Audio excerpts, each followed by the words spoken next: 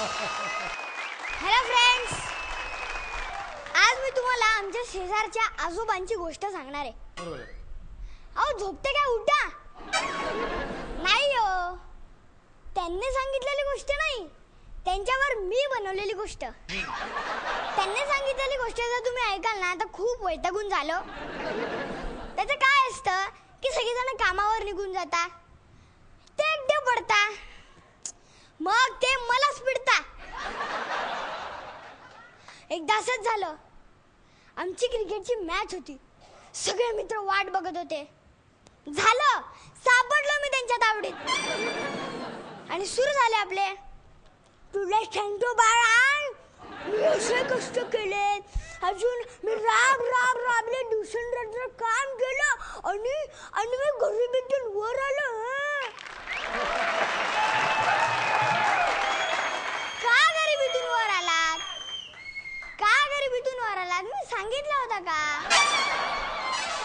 मला काय ऐकवताय? हे म्हटलं बरोबर काही दिवस गप्प. नंतर परत मला ते कसे म्हणता, तुला माहितीये मी लहान असताना ना, तुझ्या वेळेचं असताना पेपर टाकायचो. आजोबा त्यात काय, आज मी पण शाळेत परीक्षेचा पेपर टाकून आलोय.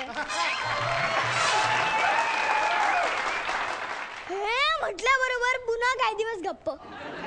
काही दिवसांनंतर पण तेच, तुला माहितीये मी लहान असताना ना माझ्या बाबांच्या शेतात त्यांची मदत करायला जायचो.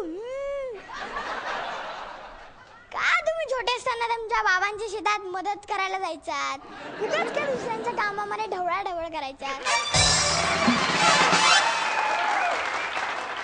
ढवळाढवळ बोलल्याने त्यांना त्यांचा ढवळा बैल आठवला. मी माझ्या ढवळ्याला रोज चरायला घेऊन जायचो.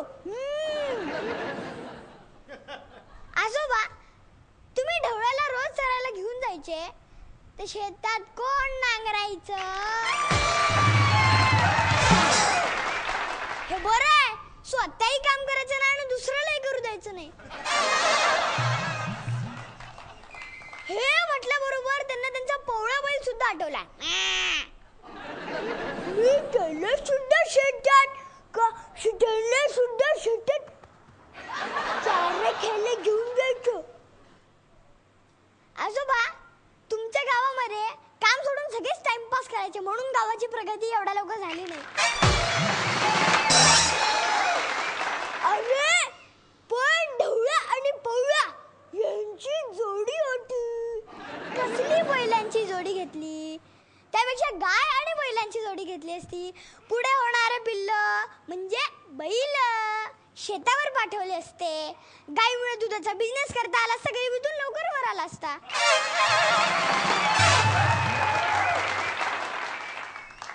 आता आजोबांना माझा हा सल्ला पटला का नाही हे मला माहिती नाही, पण काही दिवस झाले ते माझ्या घरात अजिबात पण आले नाही. नंतर मला कळलं की त्यांना कोणता तरी मोठा आजार आहे. मी घाबरलो.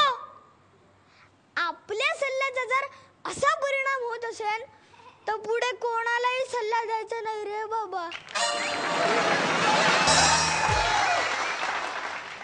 ह्या वयात माझ्यासाठी सल्ला ऐकणं हेच योग्य आहे. नमस्कार.